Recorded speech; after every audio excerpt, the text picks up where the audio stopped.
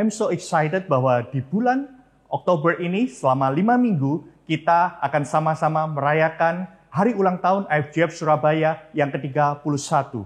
Secara pribadi saya bersyukur atas setiap kepercayaan yang diberikan oleh para pemimpin dan seluruh jemaat Tuhan yang ada di sini bahwa selama 18 tahun oleh anugerah Tuhan saya dipercaya untuk mengembalakan jemaat Tuhan di tempat ini.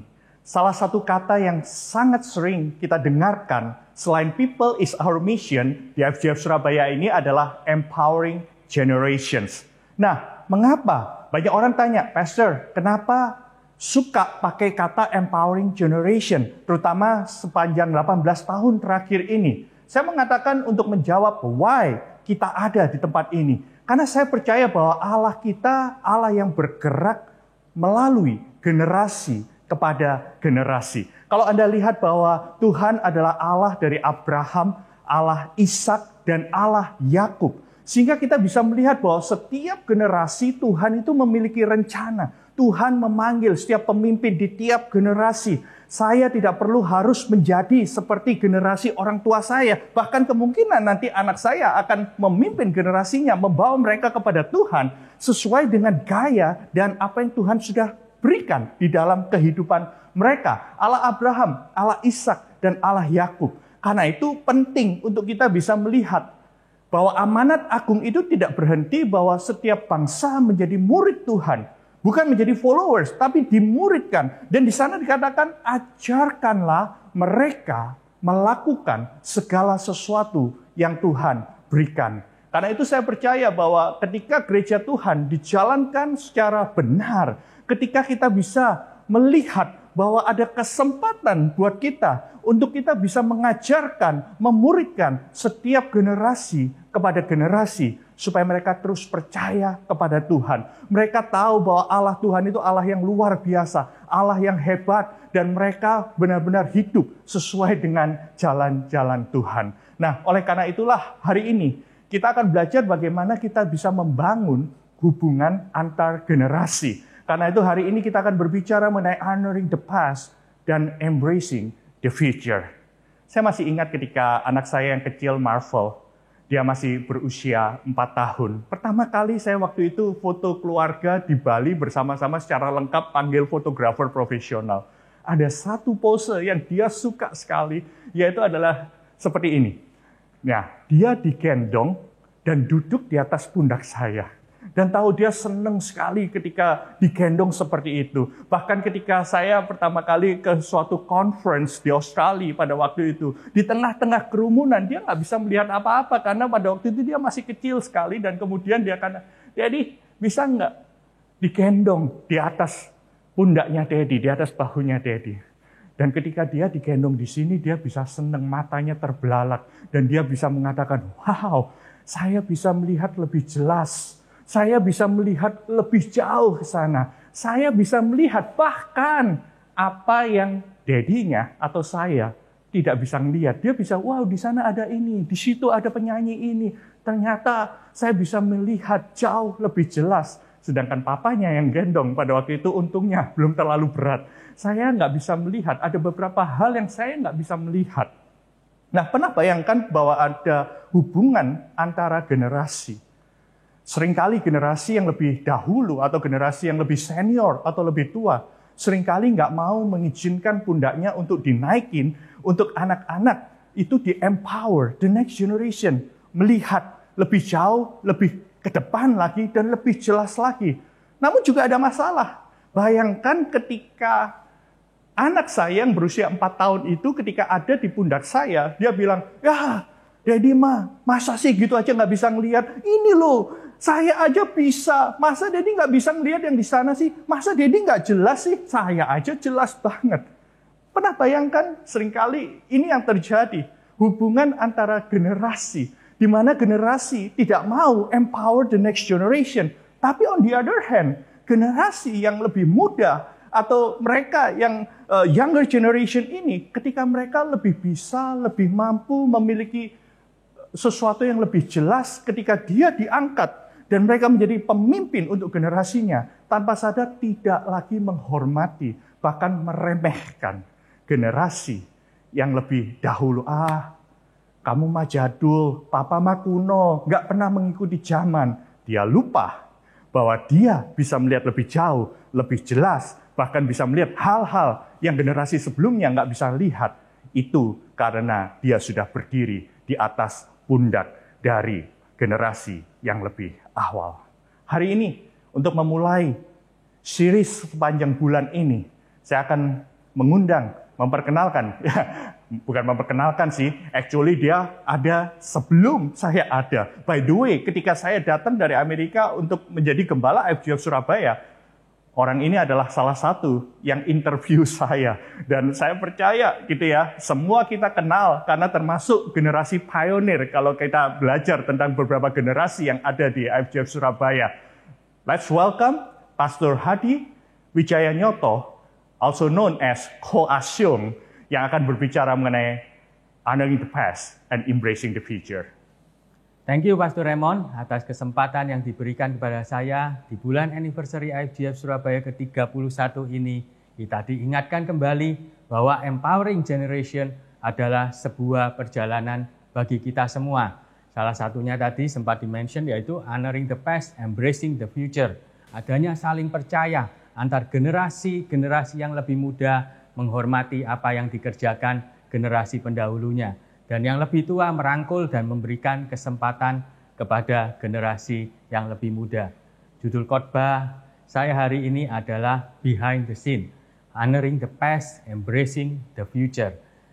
Tetapi sebelumnya, saya akan memberi sedikit cerita masa lalu mengenai IFGF Surabaya.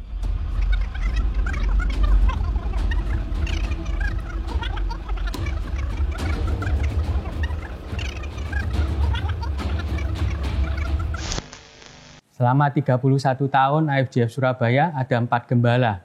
Dan kebetulan saya ada di zaman 3 gembala tersebut. 3 generasi lah ya. Ada almarhum Pastor Samuel pada waktu itu, ada Pastor Ben, dan Pastor Raymond. Sekarang kita bisa melihat IFGF Surabaya saat ini karena ada generasi sebelumnya yang mau setia melayani Tuhan di periode waktu itu. Saya cerita di tahun 2000 aja ya. Di saat itu kita benar-benar nggak punya apa-apa. Kita ini start from nothing. Tempat ibadah harus sewa, alat musik pun juga harus sewa. Bahkan untuk tempat latihan musik pun kita harus sewa studio juga. Kita hanya punya keberanian untuk percaya dan melangkah. Dan kita bisa melihat sekarang ya, apa yang Tuhan sudah berikan sampai saat ini. IFGF Surabaya dibangun bukan oleh satu orang saja, tetapi oleh banyak orang yang terlibat di dalamnya. Saya percaya mereka orang-orang yang dipilih dan dipanggil Tuhan untuk melakukan rencana Tuhan itu sendiri. Ketika kita berbicara tentang masa lalu, mengenai IFGF Surabaya, ada elemen doa yang nggak terlepaskan dari perjalanan kita pada waktu itu. Saya ingat cerita mengenai berdoa. Waktu itu ada miskolan ya, 3 detikan supaya nggak bayar pulsa. Dan tujuannya apa? Ingetin teman-teman untuk berdoa. Berdoa pada waktu subuh dan tentunya di rumah masing-masing. Berdoa untuk apa? Berdoa untuk gereja Tuhan. Berdoa untuk rumah Tuhan. Berdoa untuk gembala Tuhan. Ada harga yang mereka harus bayar. Saya percaya doa itu adalah hal yang sangat mendasar dan sangat penting. Saya teringat juga mengenai teladan ya. Ada satu keluarga bahwa dia harus ngomong ke anak istrinya kalau harus menunda dulu membeli sebuah mobil. Dan duitnya mau diberikan kepada gereja untuk membantu keuangan gereja pada waktu itu. Waktu itu dia berikan saya sebuah giro untuk beli alat sound supaya nggak perlu sewa-sewa lagi karena sayang katanya duitnya dibuat untuk bayar sewa. Keteladanannya tentunya diikuti beberapa teman juga. Mengurangi pengeluaran yang nggak penting atau bisa ditunda untuk bisa diberikan ke dalam rumah Tuhan. Karena pada saat itu gereja masih kecil ya. Jemaatnya pun sekitar 30-50 orang dan mostly mereka itu masih kuliah. Bayangin, anak-anak kuliah tetapi mereka mempunyai hati yang luar biasa. Periode itu kita juga mulai dengan sebuah iman, membeli tanah untuk gereja. Ada Pastor Raymond juga saat itu sebagai ketua pembangunan. Tuhan memakai mereka untuk memulai membangun sebuah rumah Tuhan. Dan pembangunan rumah Tuhan pun dilanjutkan oleh generasi-generasi selanjutnya. Nggak ada yang menyolok dalam memberi, mereka melakukan bersama-sama. Bukan Superman atau super generation, tetapi super team dan antar generation. Kalau saya melihat kembali, disuruh mengulang lagi, kayaknya nggak akan sanggup. Tetapi di sana saya melihat bahwa memang benar, Tuhanlah yang membangun gereja ini. Tuhanlah yang memakai mereka semua. Bahkan Tuhanlah yang memampukan mereka pada saat itu. Memang benar apa kata firman Tuhan. Di Mazmur 126 ayat 5 dikatakan, orang-orang yang menabur dengan mencucurkan air mata akan menuai dengan sorak-sorai. Saya bersyukur juga ada Pastor Raymond yang mau peduli kepada generasi-generasi yang akan datang, memberikan mereka kesempatan, mengempowering mereka untuk terus maju, dan tetap menghormati, bekerja sama dengan generasi sebelumnya.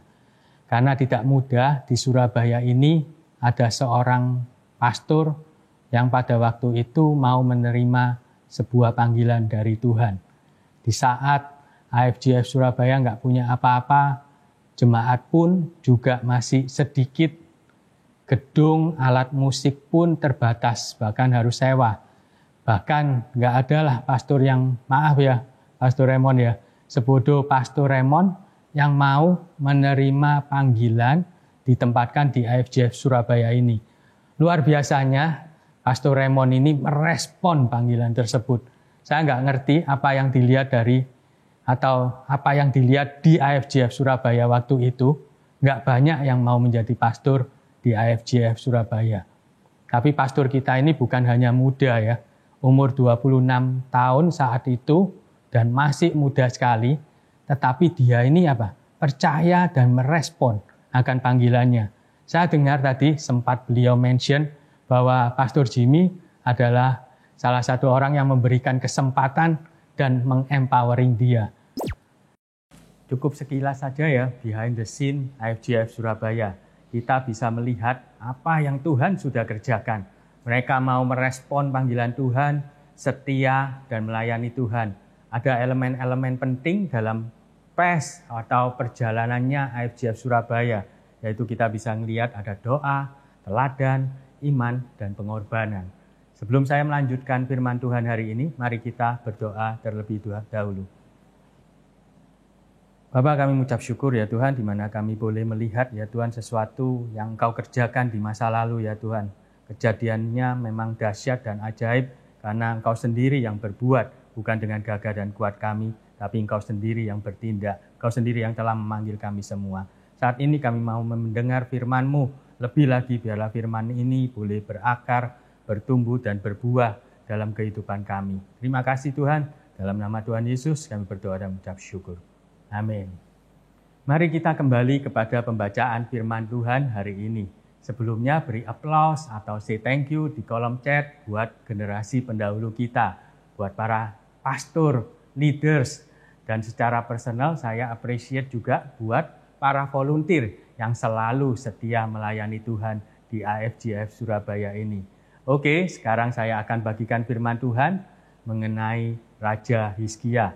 Apa yang Tuhan mau katakan kepada kita semua di bulan anniversary AFJF Surabaya ke-31. Hari ini kita belajar mengenai soal kehidupan seorang raja yang terkenal di Perjanjian Lama, yaitu Raja Hizkia. Hizkia diceritakan sebagai salah satu Raja Yehuda yang takut akan Tuhan, setia kepada Tuhan. Apa sih yang dilakukan Hizkia pada waktu itu? 3 hal yang kita bisa belajar dari keberhasilan Hizkia mengenal akan Tuhan. Hal yang pertama, apa yang Hizkia lakukan? Dia live right. Di 2 Raja-Raja 18 ayat 3 berkata, ia melakukan apa yang benar di mata Tuhan, tepat seperti yang dilakukan Daud, bapak leluhurnya. Keberhasilan Hizkia ini tidak lepas dari apa? Dari sebuah pembelajaran kepada bapak leluhurnya, yaitu Raja Daud. Hizkia merespon dan mau belajar. Belajar ini sangat penting, jangan berhenti belajar. Belajar melakukan apa yang benar di mata Tuhan. Dan Hizkia berhasil karena dia belajar melakukan seperti apa leluhurnya, yaitu Raja Daud sendiri. Hal yang baik kedua, apa yang Hizkia lakukan? Hizkia build the altar. Altar itu adalah sebuah peringatan mengenai apa yang pernah Tuhan lakukan.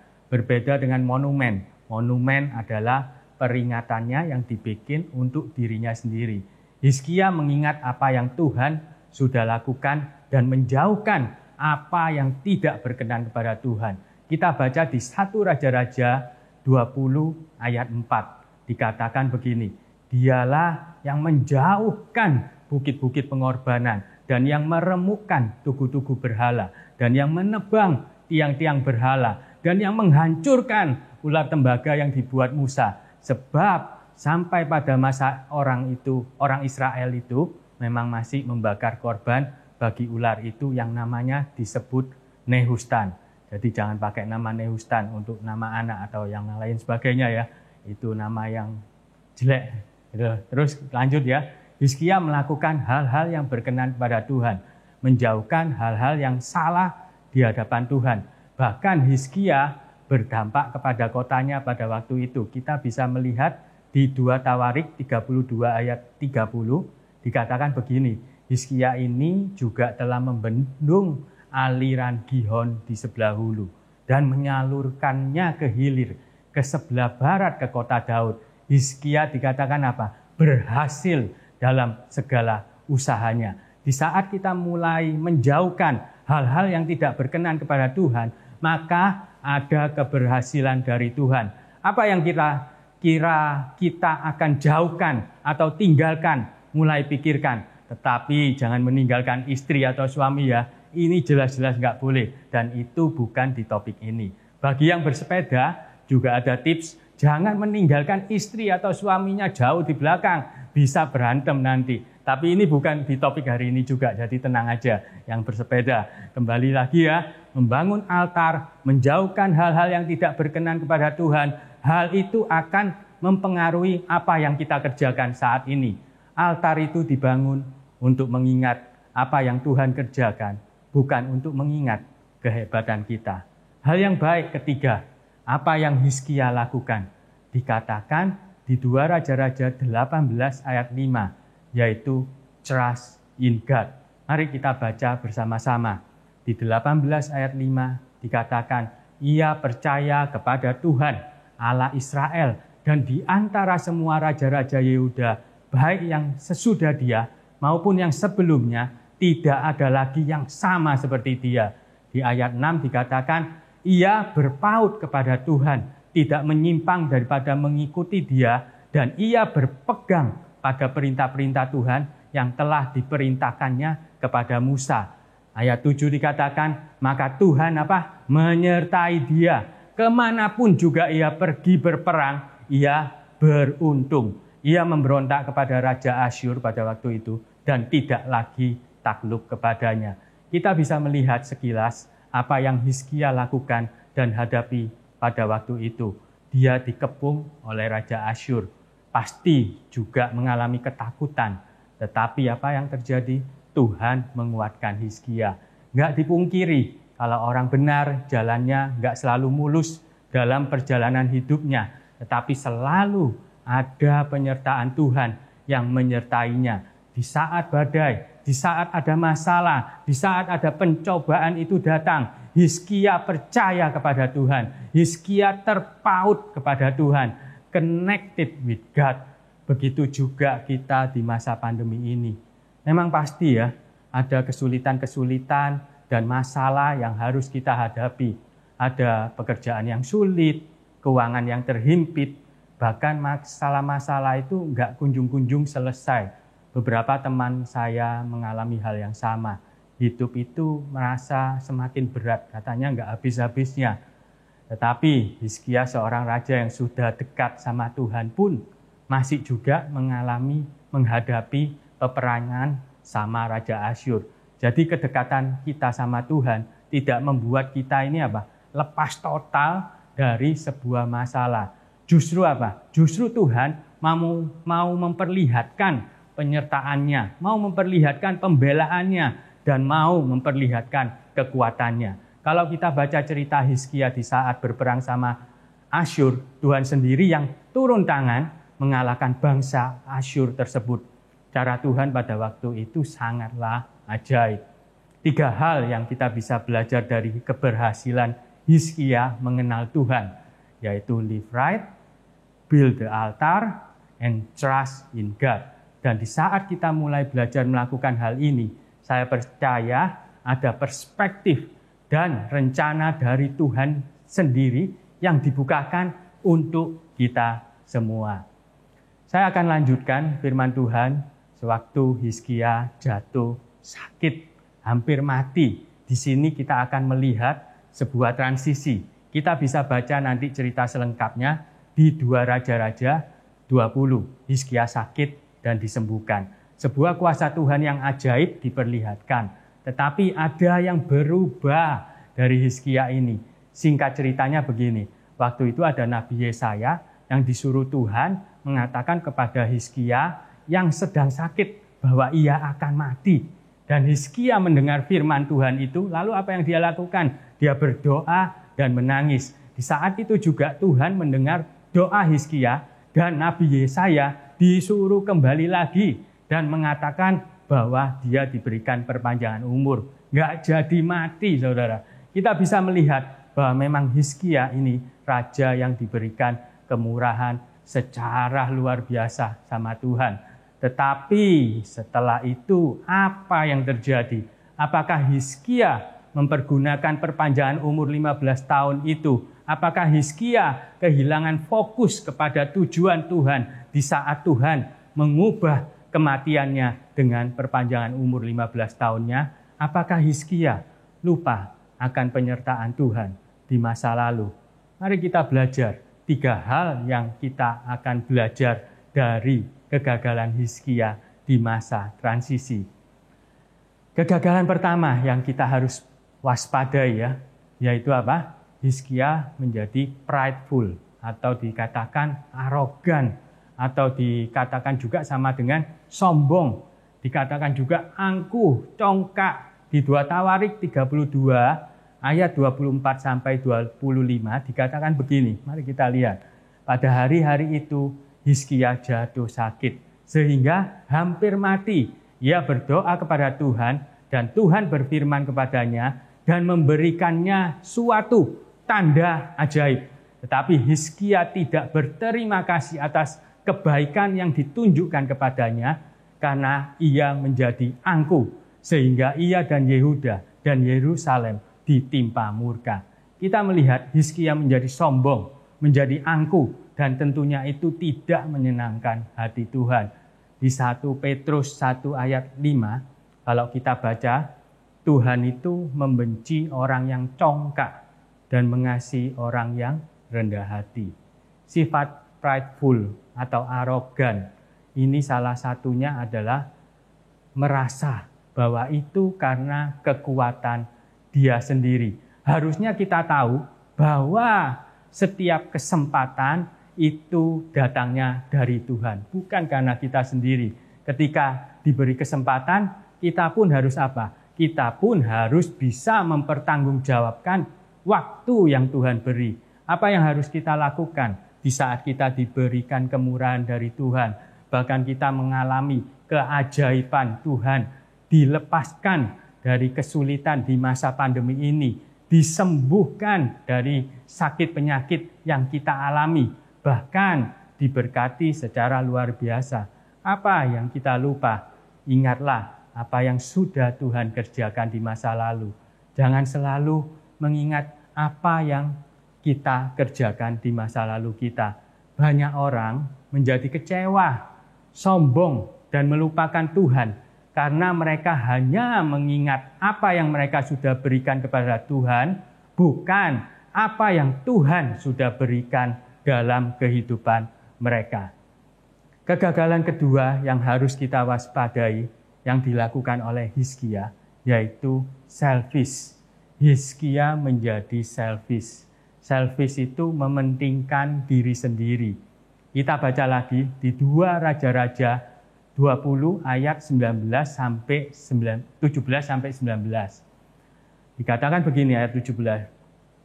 Sesungguhnya suatu masa akan datang bahwa segala yang ada di dalam istanamu dan yang disimpan oleh nenek moyangmu sampai hari ini akan diangkut ke Babel. Tidak ada barang yang akan ditinggalkan. Demikianlah firman Tuhan. Ayat 18 dikatakan, dan dari keturunanmu yang akan kau peroleh akan diambil orang untuk menjadi sida-sida di istana Raja Babel. Ayat 19, lihat nih jawaban Hizkia. Hizkia menjawab kepada Yesaya, sungguh baik firman Tuhan yang engkau ucapkan itu. Tetapi pikirnya, asal ada damai dan keamanan seumur hidupku. Keselfisan Hizkia terlihat ya jelas di ayat ini. Dikatakan ia mementingkan dirinya sendiri. Nggak peduli apa yang terjadi kepada orang lain. Jawaban Hizkia waktu menerima firman Tuhan berbeda di saat dia dalam kondisi sakit dan mau mati. Dalam kondisi sakit, dia berdoa dan menangis kepada Tuhan. Tetapi di saat kondisi nyaman, dia berubah. Sebuah transisi yang sangat disayangkan oleh kita semua. Ujian yang nilainya kurang baik. Hizkia lupa mengapa, why, tujuan hidup yang dari Tuhan, di mana Tuhan memperpanjang umurnya. Bagaimana selfish terjadi dalam kehidupan kita di masa pandemi ini. Seorang yang selfish lupa di saat mereka menerima berkat, dilepaskan dari bahaya, diberikan umur yang panjang, kelancaran usahanya, lupa bahwa ada rencana Tuhan di dalamnya. Dan untuk apa itu semua? Orang-orang selfish ini selalu menuntut selalu menuntut dari Tuhan. Dan juga kadang menuntut kepada orang lain. Untuk apa sih? Untuk kepentingan dia sendiri. Begitu merasakan tidak enak sedikit, maka dengan mudah meninggalkan Tuhan, meninggalkan teman, atau meninggalkan keluarganya, bahkan bisa juga meninggalkan gerejanya. Apa untungnya buat diriku? Biasanya untuk diriku, inti diriku terus-menerus. Padahal dulunya selalu mencari rencana Tuhan dalam kehidupannya. Fokusnya mulai berubah. Yang penting hidupnya lebih hebat, lebih sukses, lebih tenang, pokoknya aman buat dirinya sendiri. Jadi jangan sepelekan ketika kita sudah merasa diri kita mulai congkak mendingin diri sendiri, mulai sadar dan bertobatlah. Yes, kita bersyukur atas apa yang Tuhan kerjakan di masa lalu. Tetapi jangan jadikan itu sebuah monumen, tapi jadikan itu movement untuk kita terus bergerak maju, merangkul masa depan. Jadikan apa yang kita punyai saat ini menjadi dampak bagi orang lain. Berkat itu bisa membuat kita nyaman, bisa membuat kita semakin dekat kepada Tuhan, tetapi juga bisa menjauhkan kita dari rencana Tuhan.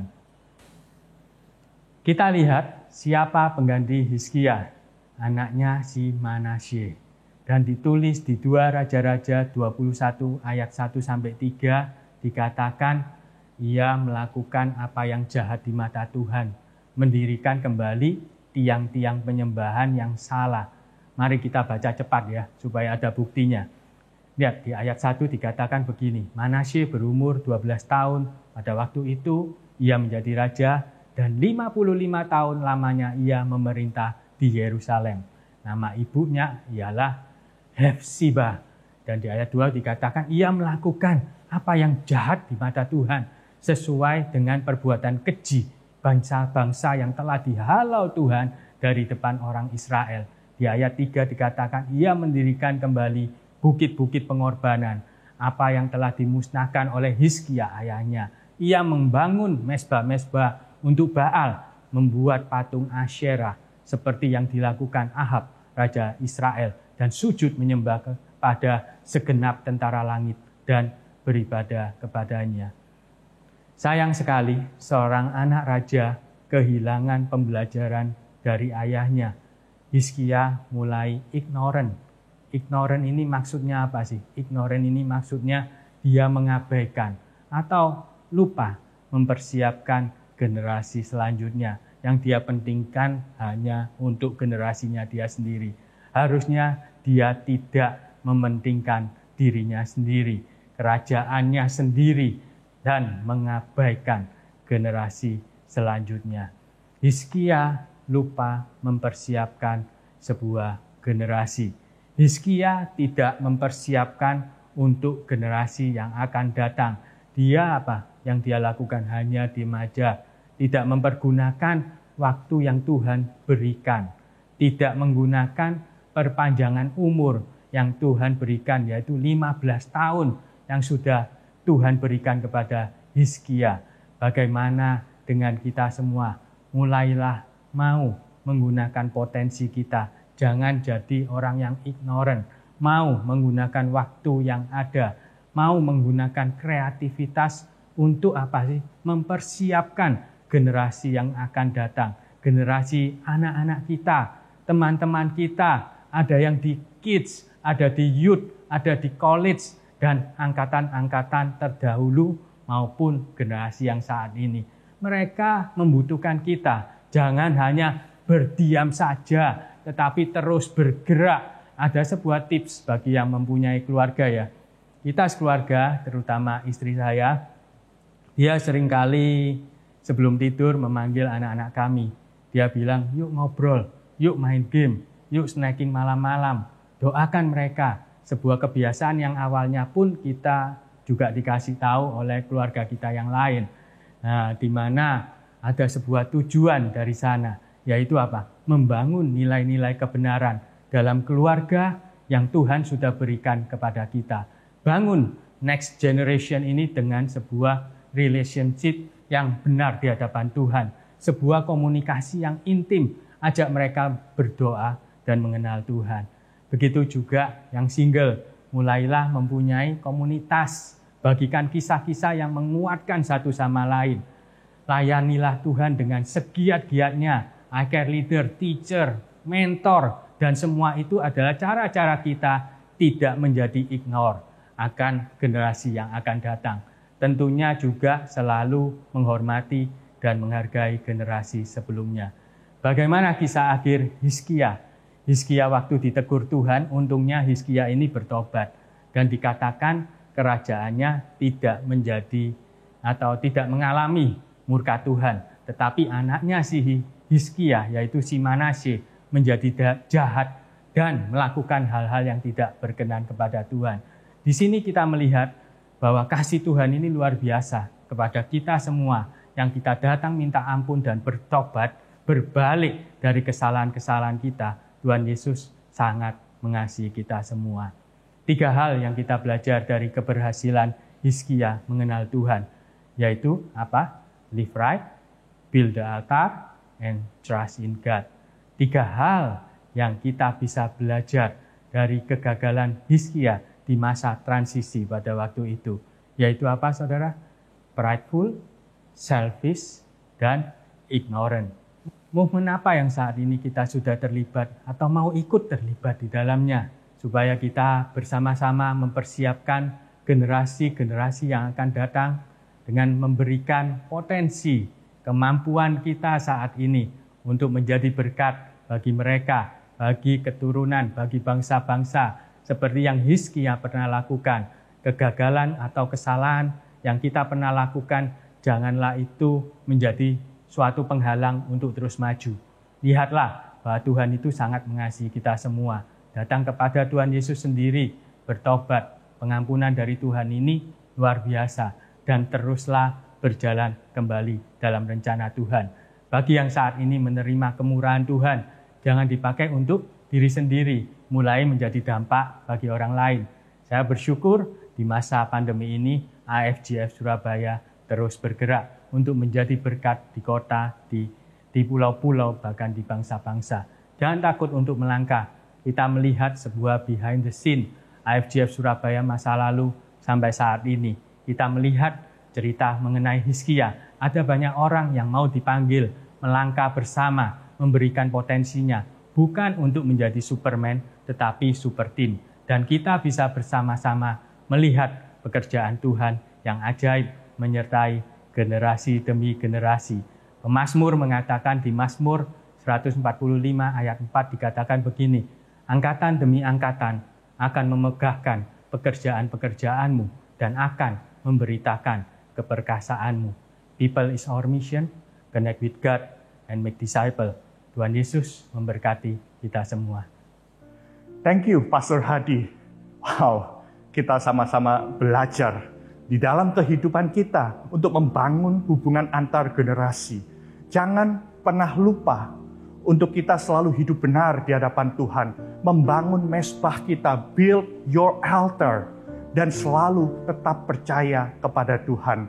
Dan ketika saya percaya kita semua akan dibawa Tuhan untuk makin maju di dalam Tuhan, jangan lupa untuk kita tidak menjadi sombong, untuk kita tidak mementingkan diri kita sendiri, dan tidak menghiraukan generasi-generasi berikutnya. Kita perlu tahu bahwa kita hidup bukan hanya untuk satu generasi ada, tapi kita perlu tahu bahwa Tuhan mempercayakan generasi demi generasi untuk bisa datang kepada Tuhan.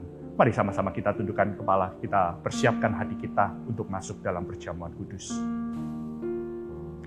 Dimanapun Anda berada hari ini, kalau Anda bersama-sama dengan keluargamu, yuk ambil waktu untuk kita bisa sama-sama berdoa, mendoakan orang tua Anda, atau mendoakan anak-anak Anda, atau mendoakan antara suami dengan istri. Mari sama-sama kita ambil roti di tangan kanan kita. Malam pada waktu Yesus diserahkan, dia mengambil roti dan memecah-mecahkannya dan berkata, inilah tubuhku yang dipecah-pecahkan bagi pengampunan dosamu. Perbuatlah ini menjadi peringatan akan daku.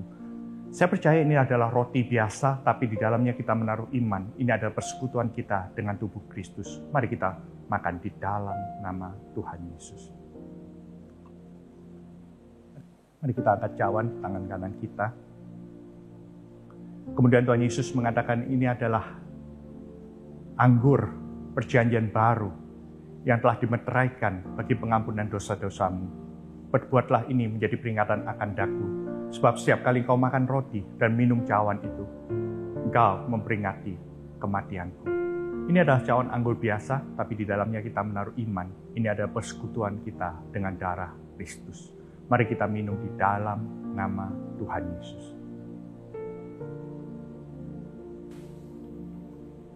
Mari ambil waktu bersama-sama dengan keluarga Anda untuk saling mendoakan. Kalau ada hal-hal yang perlu diselesaikan, hubungan antar generasi, yuk sama-sama saling mendoakan karena saya percaya Tuhan Yesus sedang memulihkan setiap kita hari ini.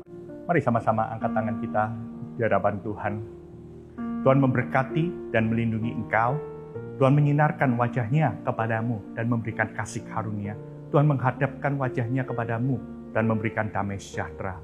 Pergilah, kata Tuhan Yesus, jadikan semua bangsa muridku. Baptiskanlah mereka dalam nama Bapa, Putra, dan Roh Kudus. Ajarkanlah mereka melakukan segala sesuatu yang aku kehendaki. Dan ketahuilah, aku akan menyertai engkau sampai akhir zaman. Berkat dari Allah Bapa dalam kasih Yesus Kristus, kuat kuasa Roh Kudus menjagai menyertai umat Tuhan. Mulai hari ini sampai Maranatha, Tuhan Yesus datang kedua kalinya. Semua yang percaya diberkati Tuhan, sama-sama katakan amin. God bless you. Dan jangan lupa untuk menghadiri iCare Anda dimanapun Anda berada. Tuhan memberkati. Terima kasih saudara-saudara sekalian yang telah mengikuti ibadah dari awal hingga akhir. Terus follow Instagram kami di IFGF Surabaya untuk info terupdate. Have a blessed Sunday and God bless you.